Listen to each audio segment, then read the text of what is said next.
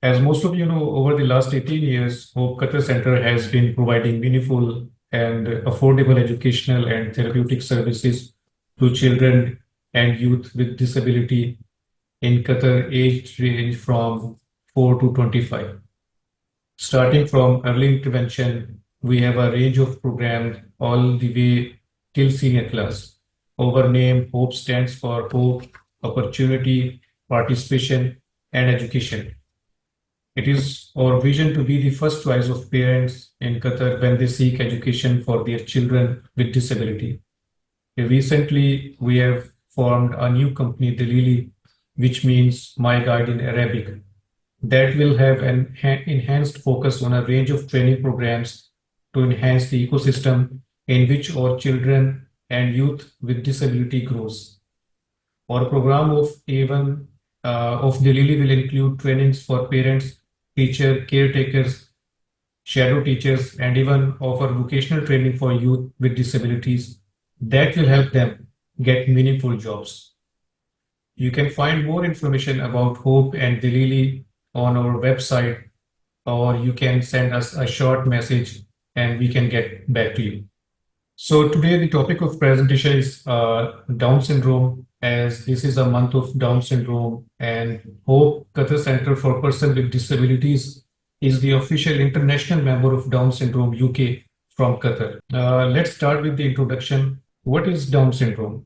Down syndrome is a genetic disorder caused when abnormal cell division result in an extra full or partial copy of chromosome 21.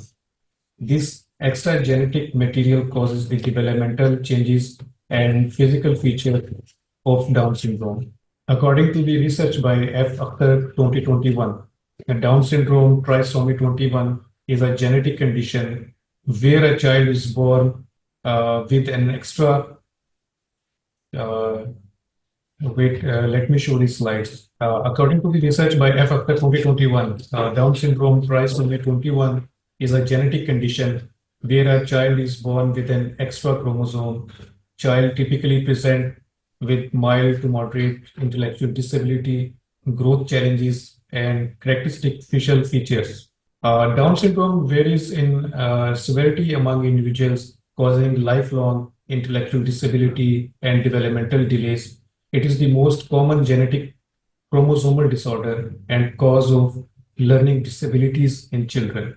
Let's talk about the history of the Down syndrome. Down syndrome, named after John Langdon Down, who described the syndrome in 1886.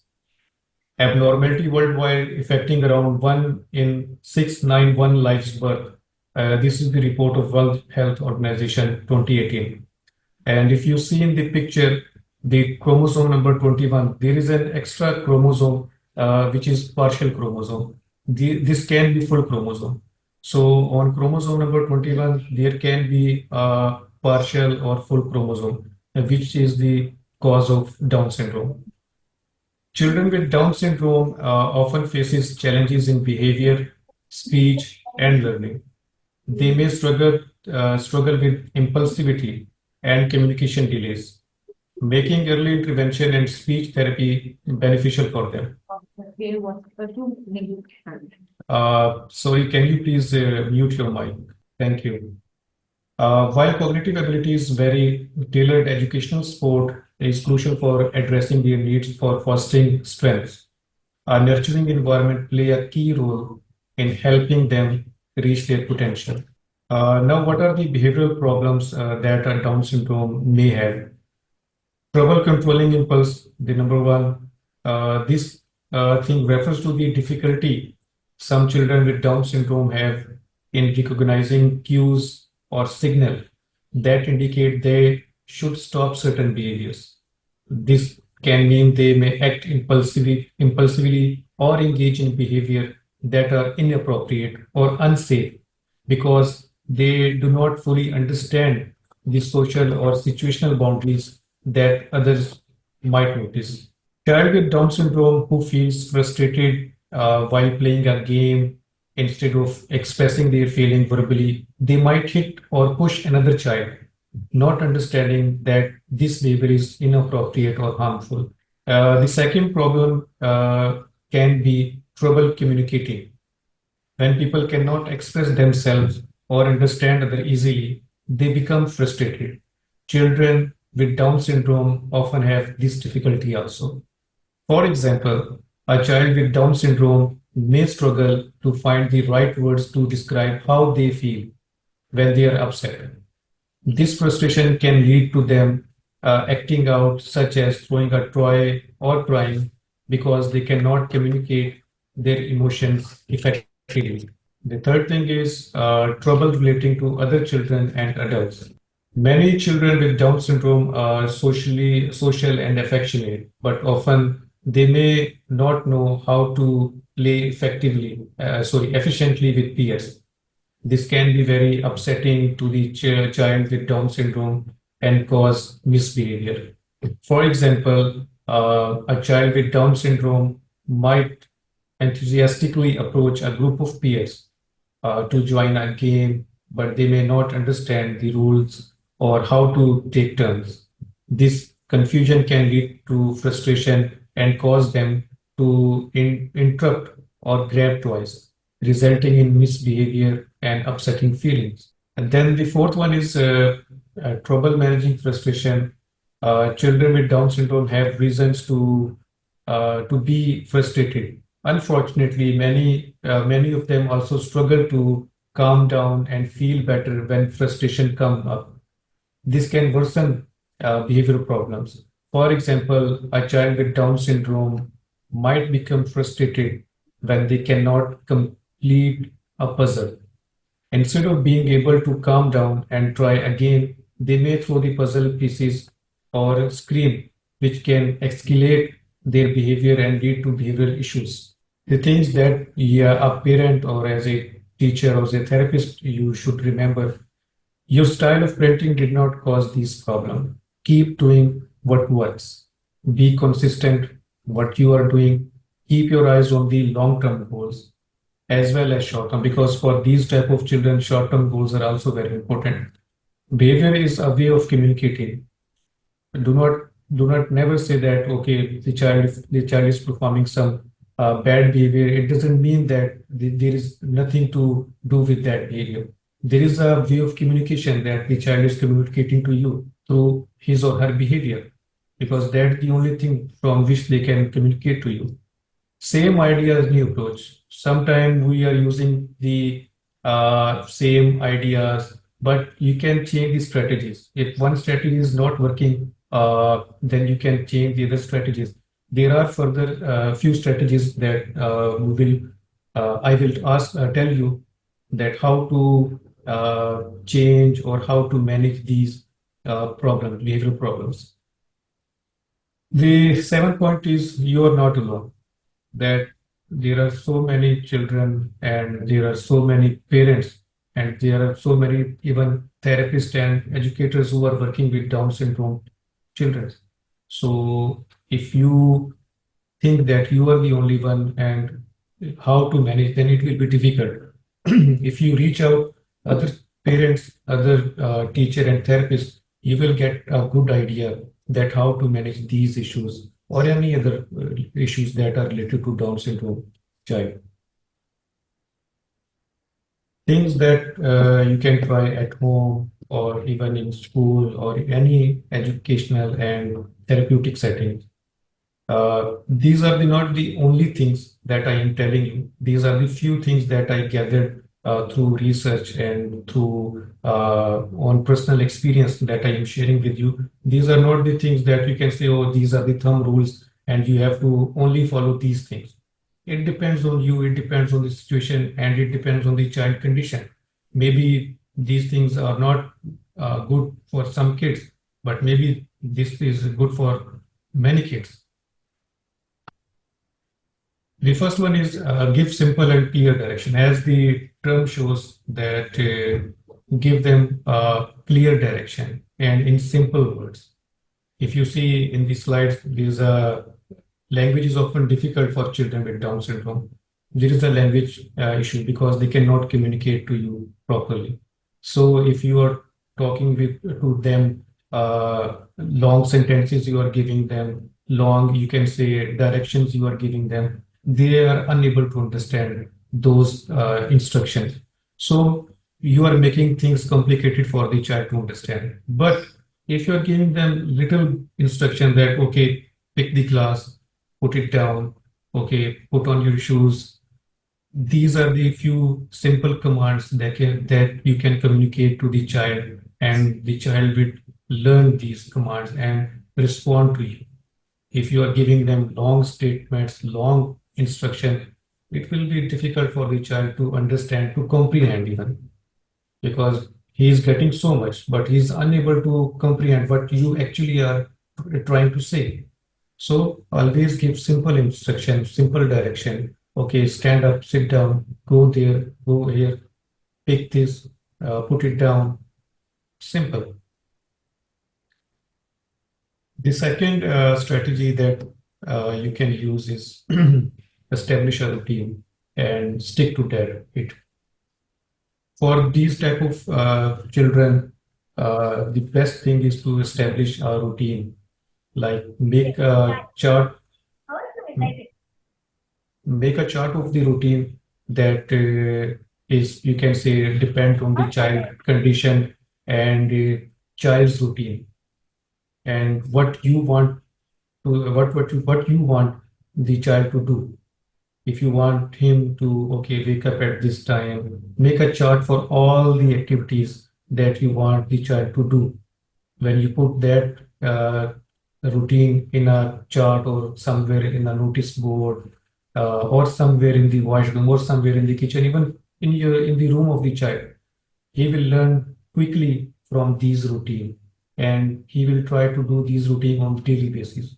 So if you see in the slide, routine is very important. Your child is likely to do best when the day structure is the same as it was the day before. Do not change the routine. Like if there is a routine, okay, you have to wake up at 7 o'clock in the morning, keep that routine. Okay, one day is waking up at 7, the next day 8, the third day at 6. He will never be to get into the routine. So it's not the problem of the child. Now you are unable to manage the routine of the child. So it's your responsibility. We know that the child who is we are having is a Down syndrome kid. So we have to manage the child. We have to make the environment that is feasible for that child. So try best to make routine and help your child understand the routine. Then we have used visual schedules. Why visual schedules are very important? Because one is the language issue, that they are unable to communicate. So, and the second thing, the comprehension. If they are unable to communicate, then there is also an issue that they are unable to comprehend properly what you are telling them. So that's why we are using the command, simple commands that I told you before. So for them, visual cues are very important. If you show them the visual cues and you want them to do any activity, they can do through visual cues. So whenever you want to tell them anything or you want to make them to do anything, give them visual cues. Like in the slides you see, one is toilet. Okay, in the early morning, first you have to go to the toilet. Okay, then after uh, getting free from toilet, then there is a breakfast schedule. Then there is a after eating or before eating, you can brush it, depends on the strategy what you are applying.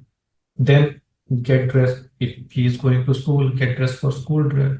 If he is staying at home, go accordingly. Then backpack, or if you are doing some, if you are going somewhere else, you can manage that thing accordingly. So for everything, if you want to do, if you want him to do anything else, show them the picture. Okay, next we will do this. Show them the picture, he will do. So these are the few examples that I put on the slide to just show you how you can do this. Okay, so next is plan for difficult situations. Whenever you are working with the Down syndrome kid, never go without plan. because plan is very important for them. If you are going somewhere, if you are doing such thing uh, without planning, it will be difficult for the child to understand and to perform good there or to behave good there, because for them new thing is uh, they are unable to accept new things and new environment easily.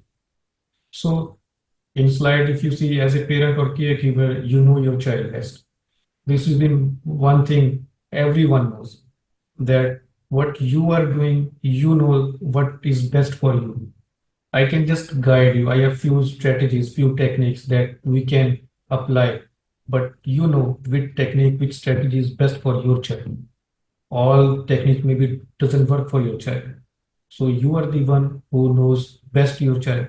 So it is you who can select which strategy I have to apply for my child.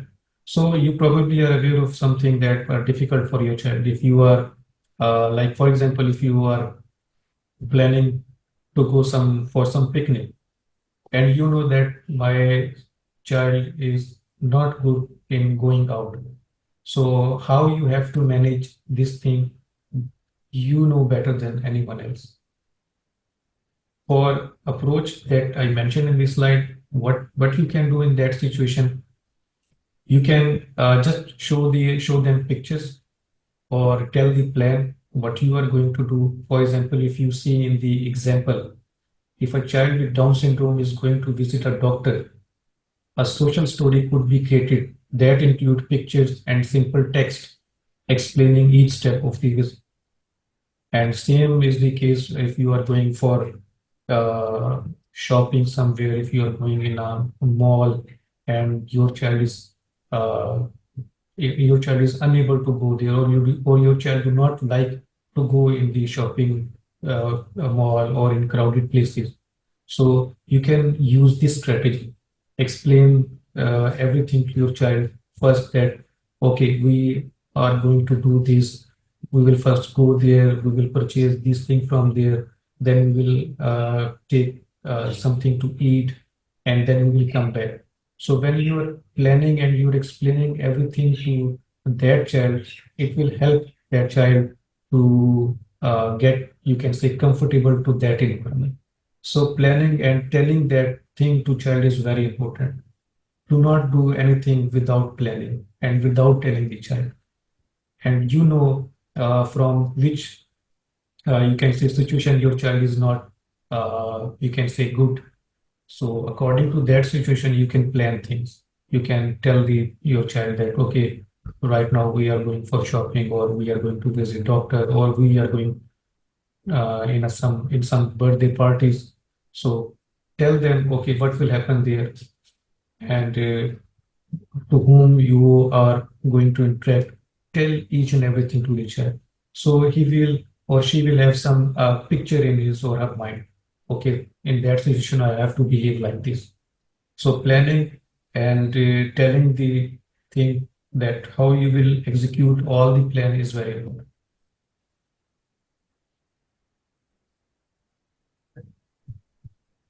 And now the other point, other strategy, make time for the fun stuff. In this, when the children are having behavioral problem, they tend to get a lot of negative attention. It is important to have positive interaction with your child, even when things are not at their worst. If you see in the example, if a child with Down syndrome is upset while doing homework, or a parent can focus on small success, like finishing one question, they might say, "Great job. You did really great job. Fantastic. I am proud of you." Celebrating these moments help the child feel encouraged and motivated. So whenever you are, if the child is not performing good, do not say, "Oh, my child is not performing. What to do with this?" Just remember what he or she did in the past. So when you realize and when you appreciate the child on those efforts, he will definitely perform good. Always appreciate these type of child. Even this thing is, you can say we apply these thing in for normal students as well. Even for us, If I am doing a good work at my job and my uh, coordinator, my supervisor appreciating me, then it will encourage my, you can say, motivation to work more hard or work more good in that job. So it happens for everyone. So same thing goes for these type of children. Okay, then reward good behavior. Whenever a child is doing something good, encourage the child or give something in reward for that good behavior. But it will increase that behavior. And same is this is the concept of, you can say, behavior therapist or behavior trainers. If you, this is the reward and punishment concept. If you go in the history of this, so if you want to increase any behavior, give them reward. If you want to discourage some behavior, if you want to remove some behavior, just give negative rewards. There is a punishment is not like, okay, hitting them. There is a definition of punishment according to the behavior perspective. There is a positive punishment, there is a negative punishment. Punishment is not like that, okay, hitting them, sending them out for somewhere. No, it's a simple punishment that take some good thing from them. If you take good thing from them, it is also kind of punishment for them. No need to uh, hit them, no need to slap them, no need to shout on them. Just take negative thing, positive thing from them.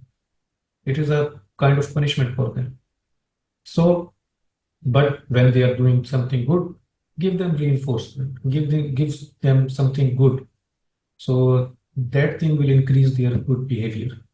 Now there is a good behavior chart, as you can see in your slide. There, uh, this is a day-wise chart. You can make it week-wise, and if you know that child is able to do good, then you can also make it month-wise. So it totally depends on you. There is a chart. If you see for Monday, if you change your cloth for school or for home or for during the bedtime, give them 1 star here. If he is washing hands daily, give them 1 star. If he is good in education, good means if he is practicing or if he is doing work daily, give him 1 star. Or he is using washroom properly, he is taking shower properly, or anything related to that, give him 1 star. And if you see at the end, take your child out for something, somewhere he likes, or give him something that he or she likes. So it will be the reward for that child. Then same thing goes for the day two and so on. Okay. So the next strategy is avoid power struggles by offering choice and empowering your child. Power struggles are very common between parents and children, can be particularly hard for children with Down syndrome, who are often social and affectionate and may find it very upsetting to be fighting with loved one. Actually, these type of childs are very, you can say, emotional. If they are attached to you, they are emotionally attached to you. And if you say them something, you can, which are you can say, if you are telling them something in a loud voice, they get scared of you because they are emotionally attached with you. They will listen you. If you sometime, yes, they will do, you can say, they will not listen to you properly, but they do not want your harsh behavior. They do not want your rude behavior. They do not want you to be strict with them.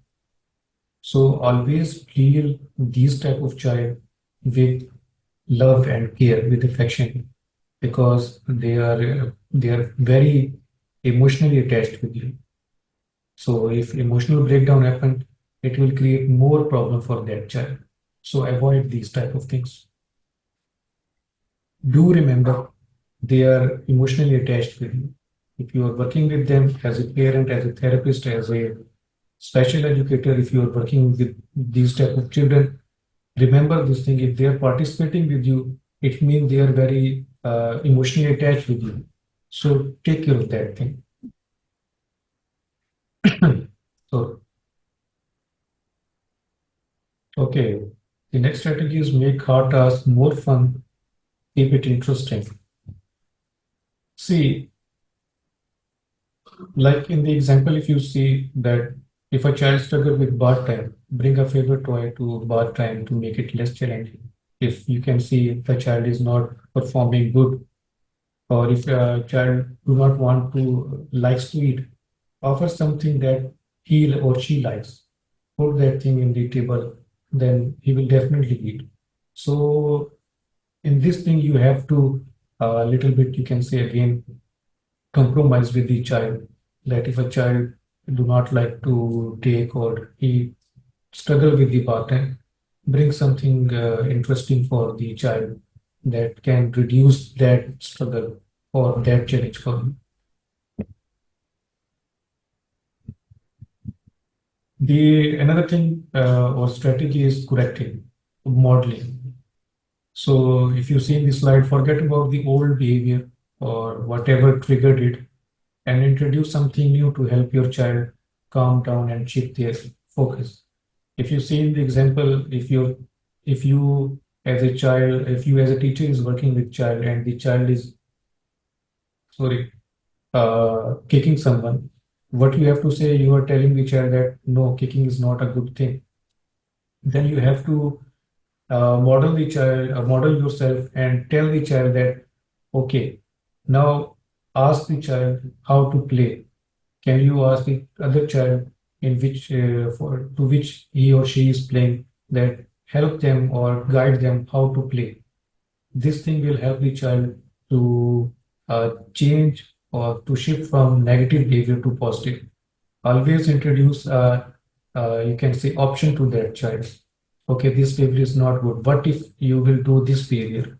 What if, okay, kicking is not good, kicking someone else is not good. What if you tell how to kick a football to these children? So he is, you can say, converting his negative energy into positive energy. So this thing helps the child to learn and to improve his self. Okay, the power of ignoring. Use time out wisely. This is very, you can say, interesting thing even for adults, for normal people, and for children also. Many children with Down syndrome are very social. Yes, this is the, you can say, common thing that they are very social. If they are in classroom or even if they are in home, they used to talk with everyone. They want attention of everyone. They will do all the good stuff to grab your attention. Also, and then they get emotionally attached to you.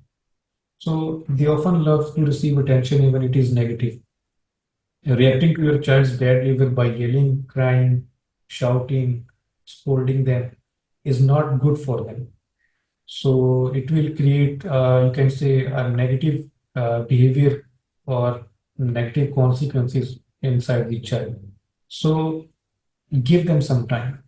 If the child is not listening to you, if the things are not working the way you want, give them, ignore them for a few uh, minutes, then or give them some time. So everyone, even as a human being, we also need sometimes space. So same thing go for these type of children. That if they are not listening to you, if they are not focusing on what you want them to focus, give them some time, give them space, ignore them at that moment. Or if they are doing something good and you are getting aggressive, do not shout on them. Just relax, calm down, and ignore that thing. After some time, you can. There are so many ways that you can tell the child that what you were performing or what behavior you was doing was not right. So there are so many strategies that you can use later on to tell your child. But on the spot, if you are shouting, it will create a negative thing.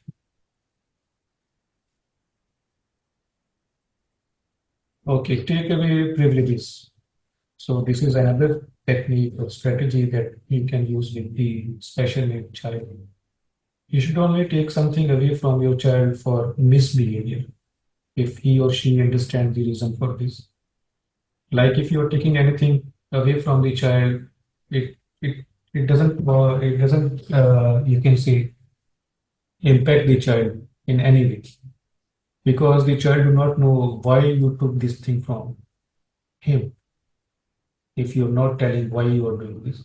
If the like if you see in the example, if the child with Down syndrome refuse to share a toys and hit other child, a parent might take the toy away. However, it is important to first explain that why you took the toy from the child. So again, if you are planning something, again you have to tell the child that we are going there and we will do this thing, so the child will understand. The same thing you can apply here.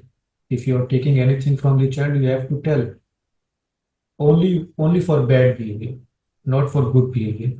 If the child is doing something bad and you are removing that you can say reward from the child, you are telling the child that why you remove this. This is some kind you can say a positive punishment for the child, that you are taking something good from the child.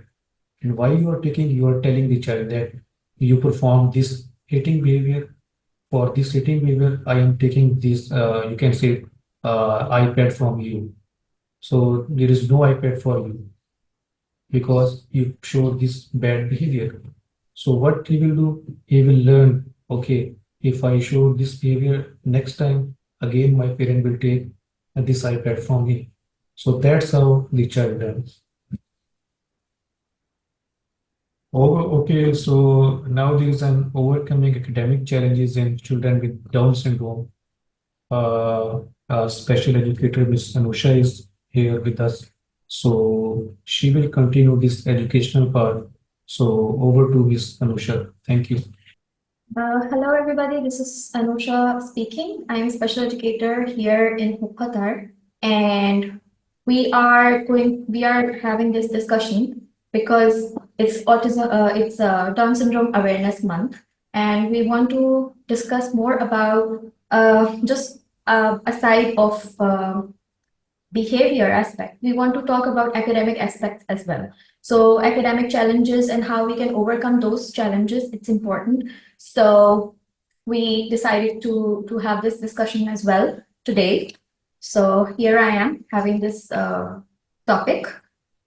First, we will discuss how it goes in Qatar, how we take over when kids come to us, not necessarily children with Down syndrome, but also the other children, how we make the IEP. So we categorize them according to their IQ levels, and we decide in which category they are going to go in.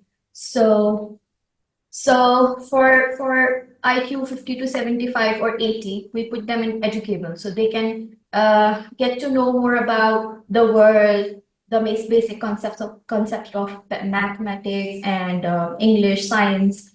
For dull normal, it's 75 or 80 to 90. They do well in academics. Um, they do noticeably well in the larger population. They get fit they can get fit in the educational environment pretty well.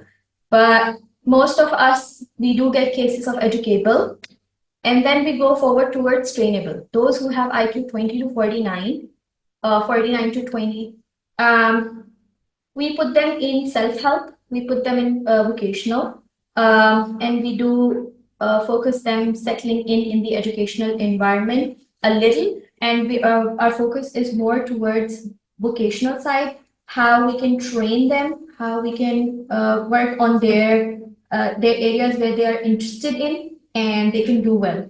So we teach a lot of self-help skills. We do work at home, like there's a whole vocational plan at home that is being used, and we work in the school environment as well. So working on their vocational area. Then we have custodial cases, those who are the IQ is below 20. These are the manageable kids who don't understand or comprehend as much. So we work on their basic needs. If they can communicate their needs, we can in the classroom environment we try that they learn the basic maths, like just the numbers. So we try giving them learning opportunities, and we try that they express their needs through cards, as mentioned by Mr. Naeem, by cards, so that can remove their like reduce their frustration. But custodial cases are mostly the kids who are being managed in the school or at home.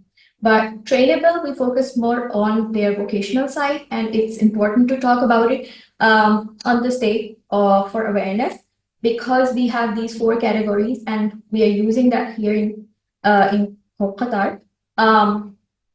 Those who can go in mainstream school will go in mainstream schools. Those who are educable in this school setting, they do have behavior issues. They are getting the behavior therapies or occupational therapies or physiotherapies, but they're going to stay. But you can work on their education. However, the trainable are only going to stay here. They are going to get the vocational training and daily tasks that can help them in at home also. So daily living skills, maybe office related work, so putting up the files together, these little things that if they can communicate, they can get opportunities in different offices maybe. That depends on their behaviors. But custodial cases are more manageable cases that you have to manage them lifelong. Now we are going to talk about functional programming. We work on their functional academics. We will be talking about it later on as well. But once we get the idea of their IQs, these kids with Down syndrome, we give them the age-appropriate activities that they can understand, they can comprehend, and they can learn from. The main focus is to reduce the dependence from others, because there is learned helplessness, especially with children with Down syndrome. What I have noticed is there is learned helplessness. They are like, somebody's coming and helping me wear my shoes. My parents are doing that, so I won't put the effort. And it shows in the classrooms as well that they are withdrawing from activities because they are dependent and they want you to help them out. So we work on reducing the dependence and of course, providing them personal, social, and occupational competency as much as we can and as much as they can comprehend. So we do provide them unique opportunities as per their needs and their interests. The IPs are already comprehensive enough to define their likes and dislikes, their all the levels that the child is falling in, and which instructions would work with them, and how we can teach them those certain skills that are important for them. We do try this here in Qatar, and we like I would say parents can try it at home, and the special educators all across, the teachers, if you have any child with Down syndrome, the best technique for teaching is to try from simple to complex. Even if it works with the other children, neurotypical children, but with Down syndrome, they get overwhelmed. So they do have very low self-esteem because they think that they cannot do certain tasks.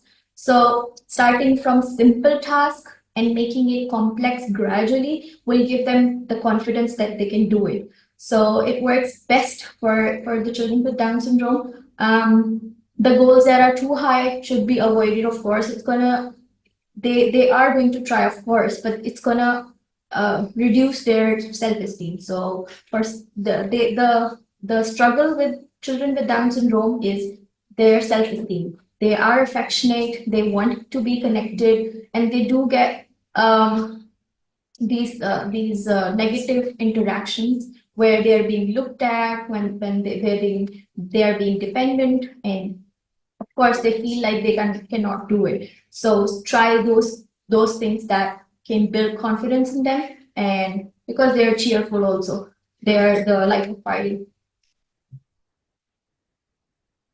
So as I said, simpler steps, simple, as Mr. Naeem also said, simple words, clear instructions, no need to make it complex.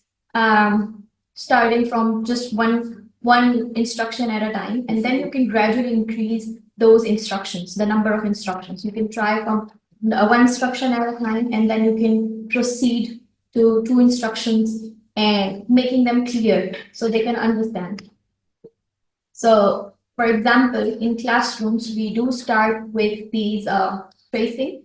Of course, when a kid is in pre-K, the focus is more over the activities that will develop those fine motor skills in them, especially children with Down syndrome who struggle with fine motor activities. So holding pencil for them is hard. So we try from vertical lines. It's easier to trace. Then we try horizontal. Then we try very small lines, so they can learn how to break the pattern, like not stretching up to the whole line, but breaking it, shorter lines.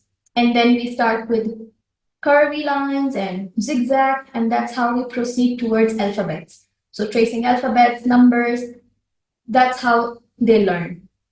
Also, teaching them the concept of start and finish. So whatever they started, they have to finish.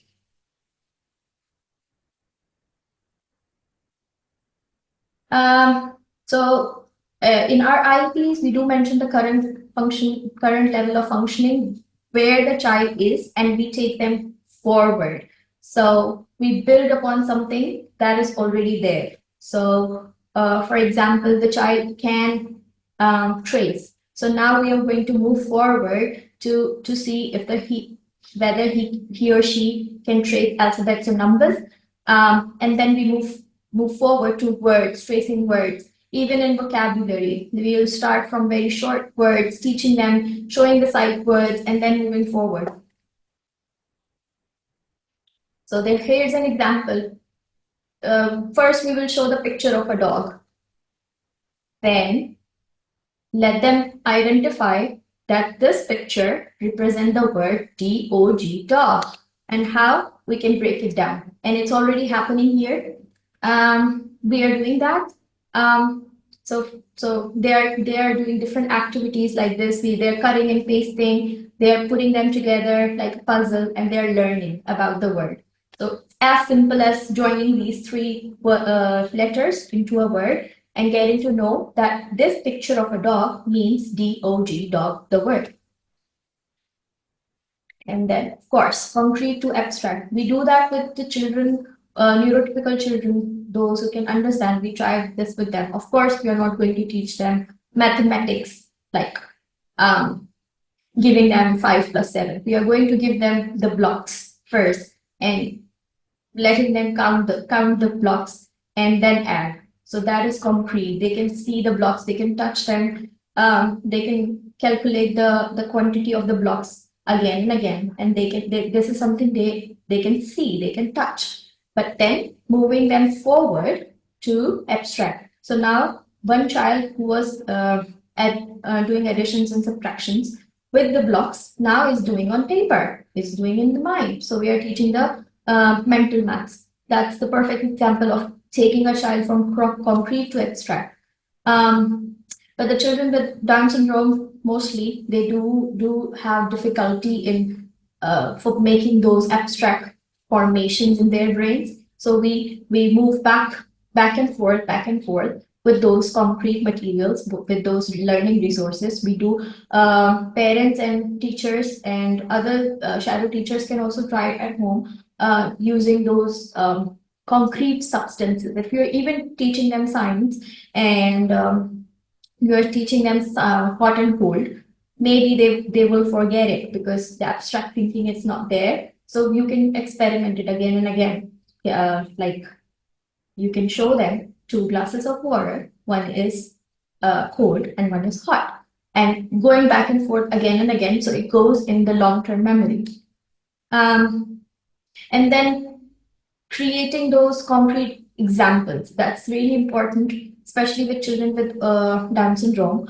Like giving them a learning experience around concrete. Like, remember we had that activity where there were two glasses of water and one was hot and one was really cold. And giving them the reference of that again and again so they can recall it. So it's a very good example. First, we start with a whole thing and we start then parts of that thing to teach a concept. For example, we are teaching parts of plant, but they need to know what are the parts of plant. They need to understand that it's a whole plant. How does it look like? They need to register it, and then we will say these are the leaves, these are the roots, this is the flower, and then we can teach them the roots need soil, the other part needs sunlight, and that's how we build on those concepts. This is very important for a child as a teacher to work on these things, especially children with Down syndrome, because first I will tell the meaning of these, and then I'll tell why it's important. Acquisition of a task. For example, you started teaching them the phonics, and you say A makes the sound A. So now they're acquiring it. Okay, they're learning it. Once they learn it, now they have to retain it. And retention for children with Down syndrome can be a hard task. You have to repeat yourself more times than usual to maintain. And once they have maintained, they know now that A makes the sound A. Now you have to generalize it. So not just A. How does A can be used in apple, in rat, in bat. So it's coming in the beginning, it's coming in middle, it's coming in the end. And how you are now they're responding to the most important thing. They're responding to me, Miss Anosha. They used to of me giving them that response. They're only giving me that response. So they're generalizing it, that they're taking it at home. This happens a lot of times that we do teach kids and they can only respond to us because we have that bonding. But the kid at home, he's not responding the same way or with the other teachers. So generalizing as a teacher, as a shadow teacher, as a special educator, generalizing so the child can use that learning in every setting and can understand that topic more like in a linear form rather being stagnant. I think children do learn by themselves. You have to just believe in them, let them move towards what they're learning and understand that they are artists. And it's a beautiful quote. And that's how I will wrap up. The behavior questions will be forwarded to Mr. Naeem, and I will be answering the academic questions. These are the references where we took the information from. Thank you. Hello. Good afternoon. Can you hear me? Yeah, sure. Hi. Good afternoon to you and all the parents and attendees. I have a question. When you mentioned that the IQ levels, how do you measure that when you are entering into a school or at every year? Do you measure that one? Mr. Naik will answer this question because it's related to his part. So the question is how you measure the IQ, and we do that here.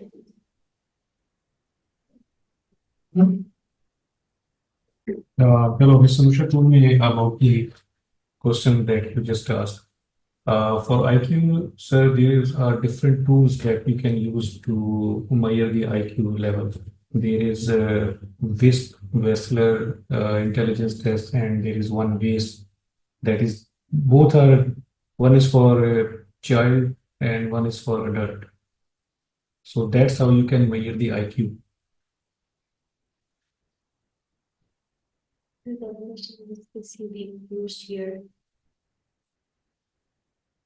Uh,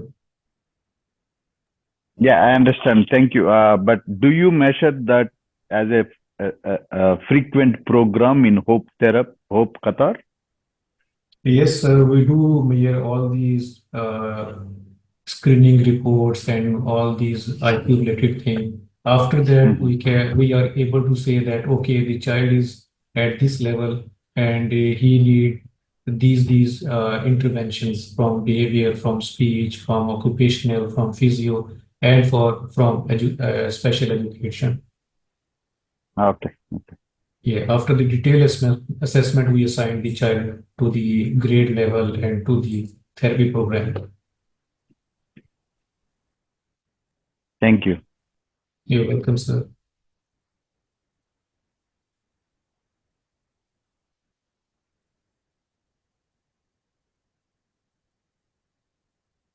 Maybe I would request if there is any flip charts that you are always been speaking flip charts and pictures and all. It is as a parents, we individually is very difficult to identify a website or something that are part of all these activities. Do you have any website or any source of material that gives us a lot of all this information that are being into a splitting mode where it can be a routine, right? Would you guys Yes, help me in that? Yeah, yes, sir. I have your email address. We can send sure. you via email, sir. Yeah, okay. Because as Yes, I'm father of Hemchandra, yes, that's I see that he's becoming more punctual in the routine things. Definitely yes. in last this year, his punctuality has been increased in his housekeeping is becoming very perfection these days.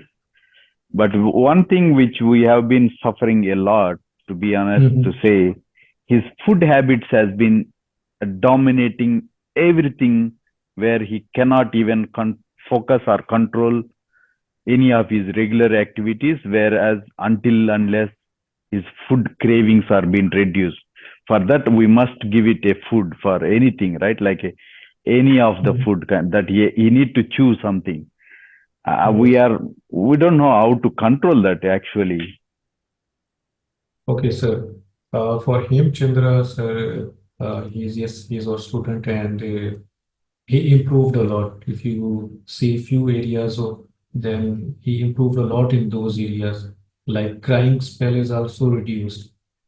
Before he was very, you can say, do the crying spell, but now it is very reduced. And the class teacher is also with us, and she can tell you more how to deal with this thing. I am giving this to Miss Anusha. She will guide you. We want to know about the whole thing. Mm. Okay. Can I know the question, please, sir? No, my question is like his routine has been, we are keep always speaking about this routine. Yes, we have been making him a lot of routines, but we are suffering very seriously about his food activities or food habits are becoming very high level, that where we are even unable to control him. Like it's kind of alarming, right? Okay, this is snacks time, this is food time.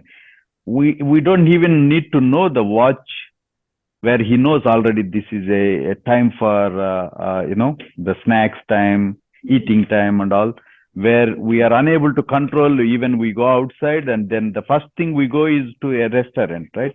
And then only we go to other places or play areas. We though we explain him, we go there, we play and all, but it's never working for me. Like maybe there is something that we need to speak one to one to take advices. Yes, food habits are being uncontrollable these days. I don't know how we can get help on this one. In school setting, what I have noticed in him, he keeps asking about food, but now it has reduced because I have Mm-hmm. made a very clear script and I keep repeating that script. like this is our activity time, this is maths time, this is, and then especially at 9:30, I have observed that he asked for more food and on 10:30 we have our snack time. So I do say to him that this time is for writing. Then at 10 he has dance. So I say that then we will go for dance and then directly we will go for hand washing. And I have repeated it quite a few times that now I don't see this behavior coming up more. Sometimes in the morning he asks for it and I feel like he's hungry, but I'm being very, very firm about it that only at 10:30 he will get the food. And initially there was a struggle for the behaviors, managing those behaviors around the food, but now he has learned. Because for him, I have noticed that there is a juggle between meltdowns and tantrums. So like he asks for something, he's being stubborn that I want it, I want it, I want it, and he will be like, and then you'll be like, do your work. You have to be at that time, you have to be like, do your work. But then when it's a meltdown, which he switches off really quickly, then you have to just relax him. So for relaxing, putting my hands on his ears works really well. And I do that and I move them a little bit. So I don't know if there is some sort of sensory stimulation going on, but he gets relaxed. Then I play some music in the class if he is getting like way ahead. And then I do make his hands move, so he basically gets distracted. So that's how I'm working. So I'm a teacher. Mr. Naeem can tell you further, or you can have a meeting with us. But what I have noticed is for his stimming helps him, like making him distracted in the, maybe you can take some toys for him that he loves the most, maybe a reading book. I know he flips the papers, but you can take that in the shopping mall and sticking to it. And then just keep telling him that first we will go for the play area, to the play area, and then we will have food. And keep repeating that. These kids need a lot of scripting in their mind to understand, okay, all right, I need to calm down. This will happen, but later on. It worked with him in the classroom, it's working. So maybe you can try it at home. Okay, thank you. Also, I know also it's, I want to. I know Mr. Rajiv is saying, yeah, there are opportunities for us today. Yeah, thanks that we will be looking at that opportunities on Saturday's education session, how to handle that. Yeah, thank you. Thanks for that. You're welcome. Also, for all the parents, you can get free resources on Teachers Pay Teachers. We can put it somewhere. Yes, we can. Teacherspayteachers.com. You can get free resources, especially free visuals there. So you can print it out, laminate for your kids, for routines, for behavior management. There are a lot of free stuff there. All right, we would like to wrap it up. Thank you so much for joining us. If you have any other queries, you can reach out to our office. We are available on Saturdays. You can have a meeting with us if you have specific questions. Thank you so much. Thanking you all. Thank you. All right. Bye bye, everybody. Thank you.